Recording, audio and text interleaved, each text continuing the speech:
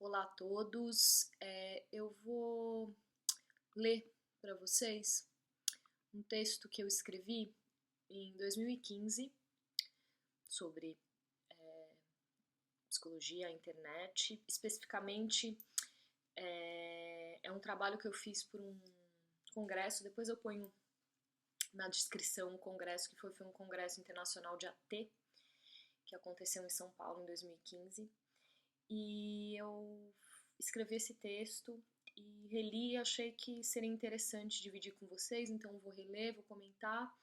E também queria já abrir o texto falando que essa pessoa que eu atendi, essa pessoa morreu, então achei que podia ser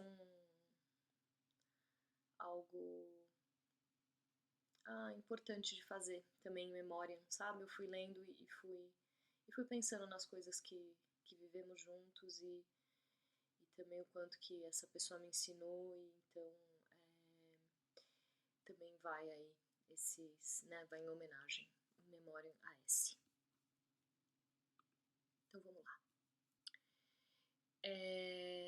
O texto chama Trocando em Miúdos, ou melhor, Trocando e-mails, até no território do cyberespaço, tá? Então eu começo o texto com uma citação do Pierre Levy, que é um filósofo franco-canadense, também tunisiano, contemporâneo, tá vivão aí até hoje, tem um super trabalho pensando as questões, né, da internet, do cyberespaço, de toda essa inteligência coletiva. Ele é muito, acho que para as pessoas que nem eu, que a gente trabalha com virtual, com cyberespaço. Bom, eu ia falar, acho que não é só quem trabalha na internet que trabalha com cyberespaço. Todo terapeuta, né, todo psicólogo, acompanhante terapêutico, a gente trabalha com virtualidade, né, com virtual, porque, vamos dizer, sentimentos, histórias, palavras, biografias também estão nesse lugar de uma virtualidade. Mas, bom, o Levi fala assim: antes de temê-la, condená-la ou lançar-se às cegas a ela, proponho que se faça um esforço de aprender, de pensar, de compreender em toda a sua amplitude a virtualização. Né? Então, o presente trabalho tem como objetivo compartilhar uma experiência inédita que vivo desde o início desse ano. Tenho feito um acompanhamento terapêutico por e-mail. Semanalmente me encontro com meu acompanhado, que chamarei aqui de S, e durante 1h30 trocamos e-mails. Antes de começar o relato dessa experiência, eu acho importante falar de 2 pontos. O primeiro é que parto do princípio que o virtual é uma realidade. E o segundo é que esse trabalho não pretende fazer uma defesa do acompanhamento virtual como substitutivo do acompanhamento presencial, tá? Então acho que eu vou relatar essa como uma boa T, né? Vou relatar essa experiência para vocês. Mas acho que, né, é importante a gente falar de 2 pontos. O primeiro é, né, que a gente tem essa tendência, talvez num senso comum. Acho que hoje eu escrevi esse texto antes da pandemia, né? Acho que a gente viveu uma pandemia e isso empurrou, né, muitos terapeutas, acompanhantes terapêuticos, psicólogos, para fazer um trabalho. Aqui eu estou falando especificamente de AT, né? Mas acho que a gente pode pensar também em trabalhos de psicólogos clínicos, né? E aí esse trabalho ainda tem uma radicalidade ainda maior, porque ele não é um trabalho de teleconferência. Então, tipo, ele não é um trabalho que eu tô vendo a pessoa, é um trabalho por escrito, né? Que é um trabalho de trocas de e-mails, que é uma possibilidade. No fim, vocês vão ver durante, eu vou relatando, no fim virou quase um chat, né? Quase a gente chateando ali, né? Tinha uma coisa da gente não, a gente tá sincronicamente, não anacronicamente, mas tem esse serviço também, é possível um serviço, né? A gente pensar em estratégias, e já tem serviços oferecidos já lá na PUC São Paulo, tem um núcleo que eles fazem eles chamam orientação por e-mail, né? Gente, faz um tempo já que eu não entro, mas que eu saiba, né? Então é isso, é por e-mail ali. Você consegue fazer intervenções terapêuticas por e-mail, né? E aí, partindo desses dois pontos, né? Então, que tem uma realidade sim da gente trabalhar pela internet, porque uma das coisas é as pessoas falam, não, isso é falso, é frio, né? É um meio frio. Não, é possível, é algo real mesmo. E uma segunda coisa é que eu não estou defendendo que a gente não tenha mais nenhum tipo de intervenção presencial de maneira nenhuma, né? Eu acho que uma coisa não exclui a outra. Eu acho que as duas coexistem, ainda mais quando a gente está falando, né, de um mundo pós-pandemia e não só pós-pandemia, né? Num mundo em que a internet, né, essa rede conectada, né, desses computadores que conectam e aí, a partir desses computadores, essa troca que a gente tem de informações, de conexão, ela tá aí. Então, que a gente possa, né, adentrar e usar esse espaço, né, o cyberespaço. Bom, então, vamos lá. Primeiro, virtual é uma realidade. De início, podemos pensar nessa oposição entre virtual e real, no qual o real seria uma presença tangível, material, e o virtual seria o ilusório, o imaginário, o falso. Assim, o virtual seria uma não realidade, algo menor, artificial se comparada com a realidade presencial.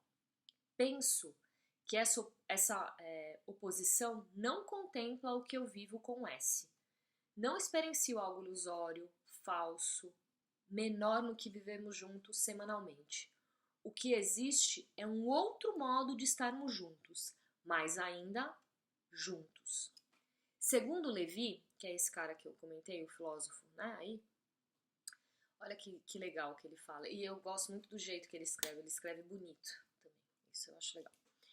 Então ele fala: o virtual é um modo de ser fecundo e poderoso, que põe em jogo processos de criação, abre futuros, perfura poços de sentido sob a platitude da presença física imediata.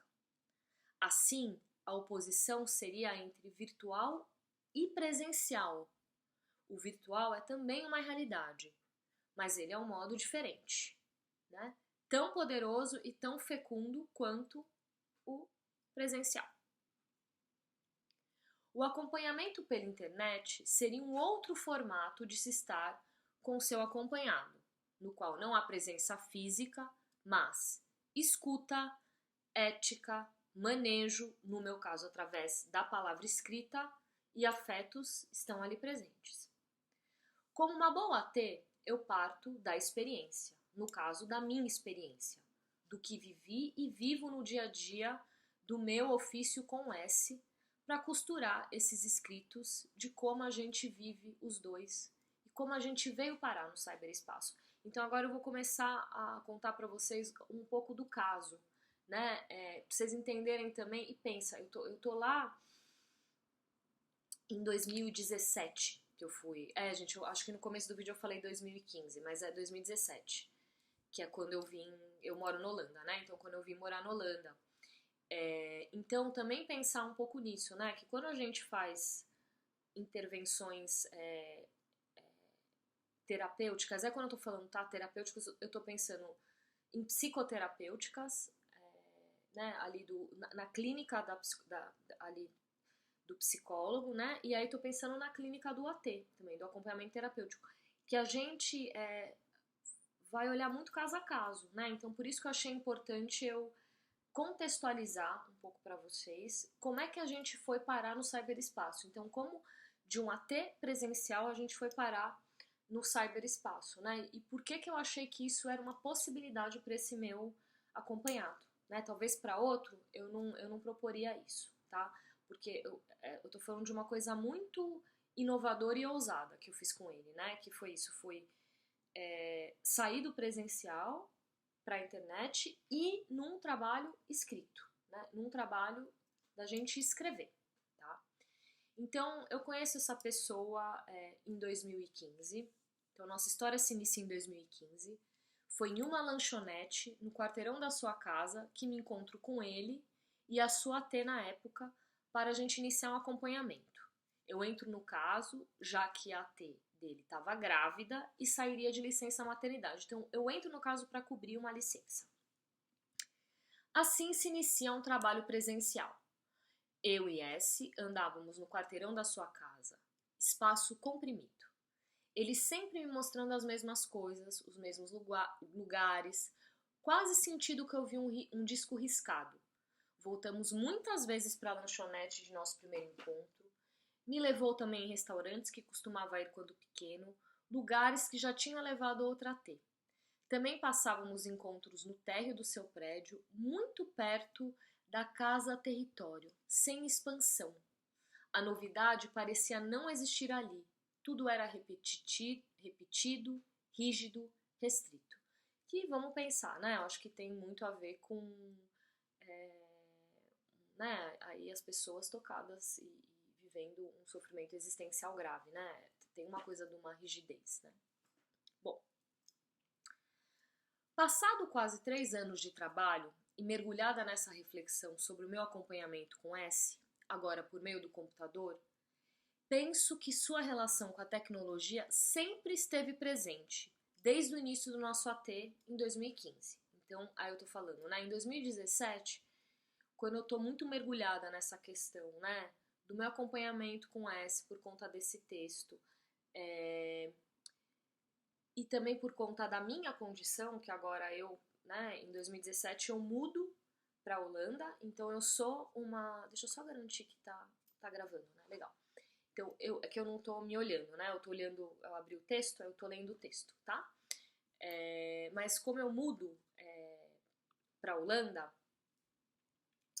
eu também tô muito mergulhada nessa questão, porque em 2017, né, vamos pensar, a pandemia veio em 2020, então eu lembro, assim, de ser uma coisa muito estranha pra maioria dos meus colegas, né, que eu tava, colegas, amigos, assim, meio, muitas reticências, então eu tô falando desse contexto, e aí eu começo, por conta desse texto, pensar também, né, e aí eu penso nisso, né, que tinha uma coisa que já estava aberta ali para esse meu acompanhado. Então, por exemplo, né, a gente passávamos muito encontros em seu quarto, onde seu laptop era presença marcante. Era nele que S me mostrava sua coleção de músicas, sempre o mesmo gênero, entende tudo de jazz.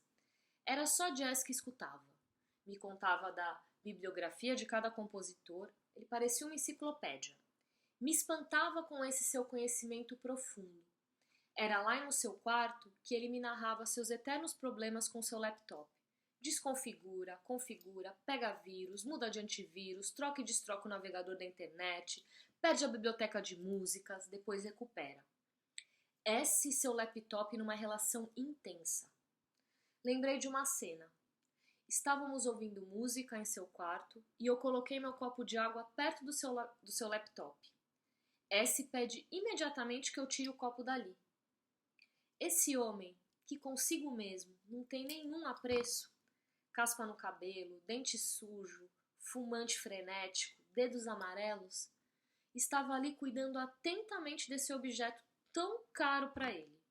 Ele guarda suas preciosidades musicais e ali também navega na internet.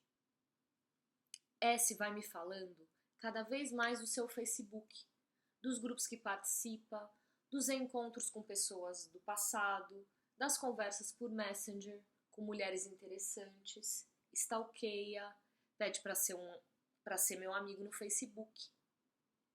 Na vida presencial, há uma restrição importante no campo social. Esse é um homem solitário, não tem namorada, não sai com amigos. Mas no Facebook é diferente. Nessa rede social, ele se conecta, conversa com outras pessoas, ele posta, ele compartilha, ele divide. Desde que iniciamos nossos encontros em 2015, S sempre me manda e-mails. Me manda poesias que escreve, muitas delas dedicadas a mim. Também me manda pequenos escritos, às vezes me contando de como se sente. Às vezes dividindo comigo seus valores, filosofando, e muitas vezes me manda e-mails um dia antes do nosso encontro, dando uma prévia do que gostaria de conversar ou fazer. Nesses e-mails, também me manda fotos suas, selfies e também fotos que tira de mim e nossas, né, nós nós dois juntos, durante os nossos encontros presenciais. O cyberespaço já fazia parte da vida de S, mesmo antes da gente começar o acompanhamento virtual. Respondo os e-mails dele quando consigo e combinamos isso, de eu responder quando puder, e muitas vezes não dava conta de ler todos. Mas entendia naquele momento que meu compromisso era estar com ele em nossos encontros semanais presenciais. Eu lembro da sua T, daquela outra T, me contando, quando conversávamos sobre a minha entrada no caso, que essa enchia sua caixa de entrada com muitos e-mails. E comigo não foi diferente.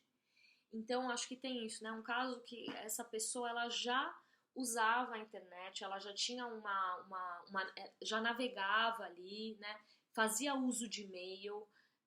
Eu pensava, nossa, quanto conteúdo tem aqui, né? Mas não dá pra gente fazer tudo, a gente tem limites, né? E naquele momento tudo bem. E aí, gente, só pra dividir, eu lembrei, quando eu vim pra cá, lembrei de uma outra, mas era uma paciente de consultório, né? Eu sou psicóloga e acompanhante terapêutica. Eu não sei onde começa uma e termina a outra, mas é isso aí. E aí, no meu consultório, eu tinha uma paciente que a gente tava num processo super bacana, mas eu vim pra cá, né? E aí, alguns pacientes vieram comigo. E essa pessoa não quis vir, porque ela tinha uma coisa com o computador. Não fazia parte do mundo dela, sabe? Ela falou, imagina, falar por câmera, eu não sei nem ligar. Então, acho que tem isso, né? O quanto que tem um lugar, eu lembro, meu primeiro paciente que eu tive pela internet, que foi, sei lá, talvez 2012, era um cara que trabalhava pela internet. Então ele já tinha um trabalho totalmente pela internet, né? Ele trabalhava com videoconferência, ele trabalhava pelo Skype. Então isso também me fez ficar muito tranquila, né? Porque eu parto de um lugar que eu acho que a gente vai entrar no universo dessa pessoa. Então é interessante, né? Meus primeiros pacientes, hoje, lógico, a pandemia mudou tudo, né? Mas se eu for pensar aqui, as primeiras pessoas que eu acho que foi um atrevimento, né? Hoje parece que tá dado, né? Mas naquela época foi um atrevimento fazer um trabalho desse pela internet, né? Pensando aqui, foram os pacientes que já estavam nesse universo, de alguma forma, como eu tô contando aqui do S, né? No segundo semestre de 2016, tem uma grande virada na minha vida, né? E por uma questão, como eu falei, pessoal, eu escolho viver fora do Brasil, eu moro na Holanda, né? E agora? Como eu vou fazer o ATDS, já que há uma distância geográfica intransponível colocada? Como ele mesmo diz, há um oceano entre nós. Que caminhos seriam possíveis de se pensar para uma continuidade de nossa parceria? É nesse contexto que o acompanhamento virtual entra como uma modalidade possível para que a barreira geográfica fosse vencida. Então, isso eu acho que é uma coisa muito bacana, né? Assim, muito poderosa da internet, né? É que ela realmente quebra a barreira geográfica. Então, né, por exemplo, hoje eu trabalho com pessoas que eu tô aqui, a pessoa tá no Brasil, e brasileiros que estão espalhados pelo mundo, né? Então, assim, desde pessoas que estão lá no Brasil e que, bom, depois da pandemia, acho que tem uma coisa da pandemia, né? Começaram o trabalho comigo e não terminaram, e pessoas que acho que também tem isso, né, gente, que trabalham pela internet. Então, de novo, né, tô pensando aqui, uma pessoa que eu atendo hoje é uma pessoa que trabalha remoto, né, e aí a terapia também entra nesse universo, né, da pessoa. Então, um pouco assim. Bom, para além da barreira geográfica, eu acreditei naquele momento que o acompanhamento virtual fazia sentido pelo que eu já testemunhava na vida de S. Sua relação com laptop, internet, Facebook, os e-mails que me mandava. Só tomar uma aguinha. Esse território do cyberespaço já estava aberto em sua vida. Não era uma novidade. Acreditei que essa poderia ser uma oportunidade para me debruçar e explorar, por exemplo, os e-mails que me endereça, eu vi ali um material rico e esse poderia ser um caminho possível para o nosso AT, né? Eu já vi essa potência ali de conteúdo, né? E aí eu falei, poxa, putz, vou unir o útil ao agradável, se ele topar, né? Acho que tem uma outra coisa muito importante também nesse caso, que eu também fiquei confortável em desbravar esse novo jeito de acompanhar, sem a presença física, porque eu contava com uma rede de cuidadores presenciais, que junto comigo compunham essa rede, né? No acompanhamento terapêutico a gente fala muito que é uma rede, né? De pessoas, são casos muito complexos, você precisa dar uma resposta complexa, né? Então a gente trabalha em rede. E aí nessa rede tinha uma outra T, então ela retoma o trabalho depois da licença maternidade, então ele tinha uma dupla de ATs, né? Tinha um psiquiatra, e aí no comecinho de 2017 entrou uma personal trainer, né? Então assim, tinha ali uma rede. Então é nesse cenário que eu convido o S para a gente transpor o nosso AT presencial para o virtual, aberto inclusive para a possibilidade dele desejar interromper nosso trabalho, que acho que foi um grande desafio, assim, para mim, né, que é isso, né, você muda e você tem ali uma clínica que você construiu e aí você transpõe ela, vai perdas e ganhos, né. E eu também, para além do que a gente, assim, que ele poderia querer interromper, eu tinha que cuidar da despedida, né, fazer essa despedida ser cuidada, né, a sua T estava indo morar longe, estava indo embora, colocando uma separação física irremovível. Mas na aposta de que algo novo pudesse nascer, um novo jeito de estar junto pudesse vicejar, um outro jeito de estar perto pudesse ser inaugurado. Eu não fui com uma proposta pronta de como deveria ser nosso trabalho, já que o virtual dá algumas possibilidades de se encontrar. Então, através de teleconferência, nas quais até acompanhados se veem e ou se escutam, exemplo, Skype. Por exemplo, eu sei de pessoas que não usam a tela, né? Ou de repente só, eu lembro uma vez uma pessoa conversando com uma psicanalista que a tela só do paciente ficava aberta, a dela fechada, como se fosse um divã, sabe? Que a pessoa não olha direto pro, né? Então, assim, acho que tem mil jeitos, mil configurações, né? Então, dá para ser por teleconferência, dá para ser por chat, então escrever em tempo real, né? Ou trocando e-mails, cada um no seu tempo, ou como aconteceu comigo, em tempo real, né? Esse processo de construção foi feito de forma parceira, que eu acho que é um pouco também o tom do trabalho do acompanhamento terapêutico, né? A gente alinha, né, uma parceria mesmo com esse nosso acompanhado, né? Inclusive, acho que uma das coisas centrais do acompanhamento terapêutico é a questão da autonomia, né? Então, você já fazer esse exercício de construindo junto e dando espaço, às vezes, para uma pessoa que não tem, né, tá numa situação que não decide nada, não tem autonomia nenhuma, isso é muito poderoso, né? Eu acho que a liberdade que a gente quer trabalhar, né, para esse paciente ter a liberdade no sentido de uma autonomia, seja qual possibilidade for, né, dentro dos limites, né. Então, eu fiz a parceria com ele me contava do seu receio com a câmera do computador. Pode ter hacker, se alguém quiser espionar, se alguém quiser ver a gente, vão escutar nossa conversa. Ele falava do medo que sentia, da minha segurança. Nossa, mas seu pai deixa você e você é louca. Tudo isso me era compreensível, já que esse alguém que tinha uma circulação muito restrita, que vivia num mundo muito ameaçador, um mundo que deixa cicatriz, que machuca. Quantas cenas ele me contava, e ele continuou me escrevendo, recontando em seus e-mails, das histórias das marcas na sua pele, da queda na rua que deixou um pino na perna, no acidente de carro. Essa ali habita no território já conhecidos, lugares sempre familiares, e eu ali o convidando para desbravar junto comigo um lugar novo. Esse lugar que você não pode pegar, né? Esse lugar que não se materializa, mas que a gente pode se encontrar, a gente pode conversar, compartilhar, fazer junto. Esse momento de negociação foi precioso. Nele pudemos conversar sobre esse campo da intimidade e do sigilo, que deve ser garantido não importa se presencial ou virtual. Foi uma oportunidade de conversar muito sobre a ética do AT. Ética que me acompanharia para onde quer que eu fosse. E me acompanha até hoje, né? Bom, depois de muito trabalho, suor, conversas, fechamos que tentaríamos continuar o AT no formato de troca de e-mails em tempo real. Ou seja, naquele dia da semana em horário combinado, nos conectaríamos através do e-mail. Nesse tempo, algo importante acontece. S me manda um primeiro e-mail com um link para um vídeo no YouTube.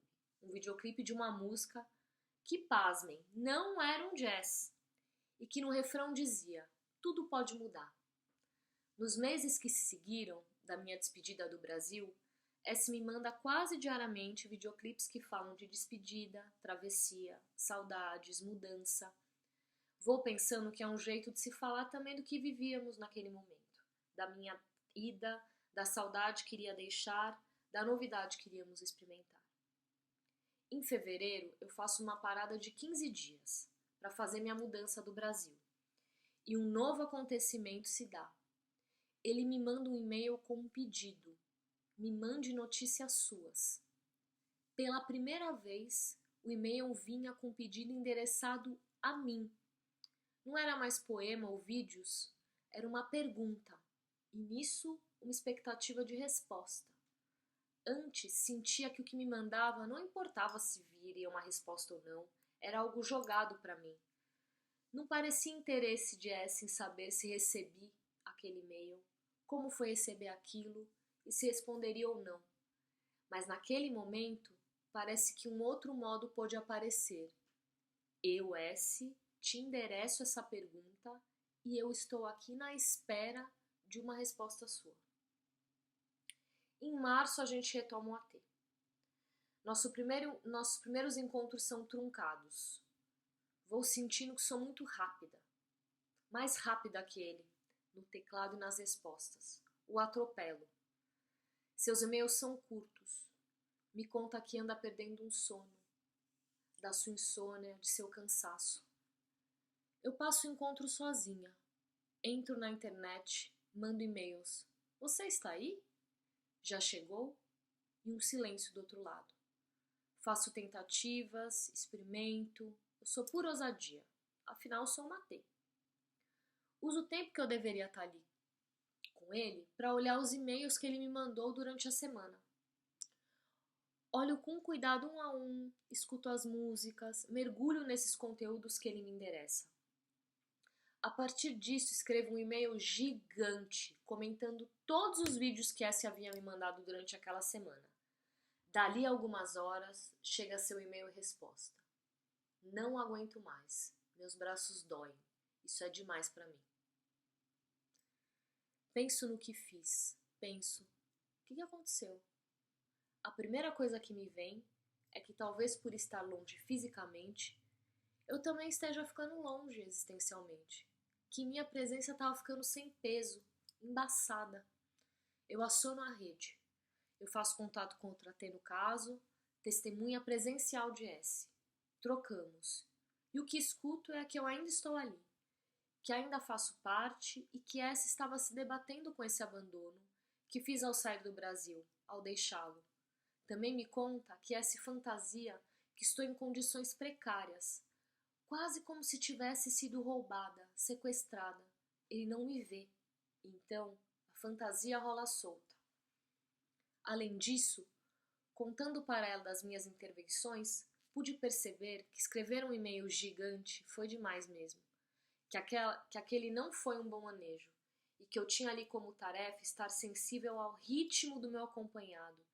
E ir criando outros jeitos de responder que fossem mais adequados ao modo que S se mostrava teclando. A partir desse acontecimento, eu resolvo gravar um vídeo para ele, mostrando o lugar físico onde eu trabalho, e que reconhecia que tinha errado na mão ao escrever aquele e-mail grande. Falei que sabia que não era fácil para ele ter que lidar com a minha escolha de estar longe e os impactos disso em nosso trabalho. E a resposta de S foi pela continuidade. Esse momento me faz pensar o quanto a rede foi essencial. Afinal, eu sou a T. O poder acionar a rede foi fundamental para que compreendesse os sentidos daquele pedido. Não aguento mais. que não era de ruptura, e me fez atentar para as delicadezas desse trabalho, que é de fazer por escrito. As palavras escritas têm uma força, têm um ritmo, se precisa ter cuidado com elas. Meça as suas palavras. E o quanto, apesar dessa distância geográfica, eu estava ali com ele. Eu estava ali com Matê. Essa clínica que mexe nas vísceras, essa clínica do fazer, que se sente às vezes que se está por um fio, em vertigem. Os nossos encontros continuaram. Experimento escrever comentários curtos dos vídeos que mandava, como as músicas que me remetiam a parte de sua história, e também compartilhava as emoções que elas me traziam. Fazendo costuras com poucos pontos, as respostas começaram a vir. De início, eram curtas também e demoravam a chegar. Enquanto aguardava, escutava os videoclipes e via os vídeos que me mandava. Começo também a escrever para S o que estava fazendo, o que eu estava fazendo. Então eu falo, olha, eu tô aqui esperando sua resposta e ouvindo a música X que você me mandou. Agora eu tô vendo o vídeo Y que você me enviou. No decorrer das semanas, os conteúdos que me mandava começavam a se ampliar cada vez mais. Não mais só videoclipes, músicas. S passa a me enviar trechos de filme, reportagens com assuntos variados, vídeos de humor, vídeos sobre política e autoajuda. Nosso jeito de se encontrar também muda. Quando me dou conta, às vezes estávamos simultaneamente tendo 2 conversas por e-mail ao mesmo tempo. Por exemplo, estávamos fazendo comentários sobre a reportagem que me mandou do Cristo Redentor e, ao mesmo tempo, em outro e-mail ali encadeado, a gente estava conversando em um tom filosófico e poético sobre o que é tempo. Sentia que estávamos juntos, expandindo territórios, experimentando jeitos novos de se encontrar por e-mail, na onda do AT e da internet, Atualmente, o que vem acontecendo é que no momento do nosso horário, os 2 entram simultaneamente e uma conversa se dá como se fosse um chat. Criamos um ritmo em comum. S tem escrito cada vez mais. Cabem inclusive e-mails gigantes, como aquele que tentei no começo e não houve inicialmente espaço. E cabem e-mails dele para mim, assim, literalmente, um monte de pontinho de interrogação enorme, tipo uns 20, me apressando, dizendo, e aí, cadê sua resposta? Hoje, muitas vezes, ele é mais rápido do que eu. Vou compreendendo que o escrever é um exercício diferente de somente falar, escutar, a conversa oral, Exige um outro esforço, uma outra elaboração, como eu agora, quando eu escrever esse texto, que é uma coisa suada, Você lê, relê, refaz, pensa ao melhor jeito. É um exercício, O que se me escreve no momento são, eu vejo que ele faz esse exercício. Ele não tem, o jeito dele não é descuidado, espontâneo. Eu leio e eu consigo ver o apreço, a atenção e entrega com o texto. É incrível ver o grau de criação. E às vezes eu me espanto de uma tal maneira que eu tenho a impressão que nem é ele que está ali escrevendo. Acredito que o exercício da escrita potencializa e provoca uma outra forma de organização para ele, potente e renovadora. Acho importante contar para vocês que faço um esforço de me conectar com o jeito que se escreve, seu jeito peculiar, às vezes quase que o imitando. Se me escreve um e-mail rimando, o que faz muito, eu respondo rimando também. Se escreve um e-mail começando como Iumakarate, eu respondo como digníssimo S, como se estivesse aprendendo essa nova língua que ele me conta escrevendo. Eu me apego não só ao conteúdo, mas à forma como ele escreve, os jeitos que usa os espaçamentos, os pontos, como ele não abrevia nenhuma palavra. Como até eu vou fazendo essas experimentações para se estar mais perto, para criar ponte. Isso me lembra muito uma menina que atendi presencialmente, uma oficina terapêutica, que não falava e tinha muita estereotipia. Uma das coisas que eu fazia com ela é imitar os movimentos dela, tentando furar, criar uma perfuração, abrir uma ligação. Como AT, eu fico conectada ao nosso fazer. Estamos juntos usando esse espaço de e-mail para nos encontrarmos, escrevermos, trocarmos. Diferente de um atendimento psicológico online, onde os conteúdos e as interpretações do que o paciente escreve são as linhas mestras da condução do trabalho, com adendo, né? Vai depender também de quem é esse paciente, mas falando em linhas gerais, estou falando de um paciente que está ali num lugar, vamos dizer, mais neurótico, né? Que você vai interpretar, que você vai ficar ali num lugar mais... num lugar mais do sentido, né? Como AT, a minha atenção está mais voltada para a tarefa mesmo, né? E vamos pensar até assim, né? Que o AT ele nem precisa ser psicólogo, né? Então, é lógico que vocês estão falando com uma AT psicóloga, né? Então, eu não sei onde começa uma e termina a outra. Mas é isso, né? O AT a gente está muito voltado para a tarefa, né? E a tarefa é se encontrar, né? Então, ó, como AT, minha atenção está muito mais voltada para a tarefa, a de se encontrar por e-mail. Fui costurando minha presença com palavra, ritmo, pausas, para que um espaço de encontro na internet pudesse ser estabelecido, numa posição de ousadia, ativa e experimental. Essa é a história que eu tinha para contar. Eu espero que minha experiência possa servir de inspiração para outras iniciativas investidas. Sejam elas, né, no atendimento mediado por computadores, sejam elas presenciais, né? Mas acho que muito para a gente pensar no atendimento mediado pelos computadores, né?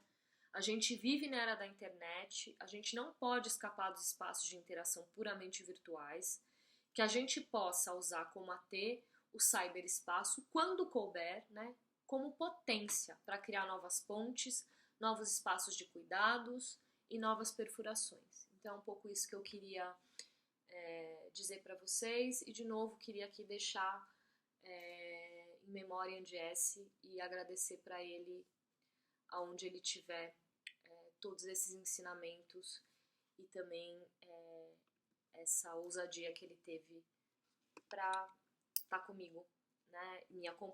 Eu acompanhei ele e ele me acompanhou também nessa mudança. É isso, gente. Espero que tenha contribuído. Continuamos trocando. Bom trabalho para todos. Até mais!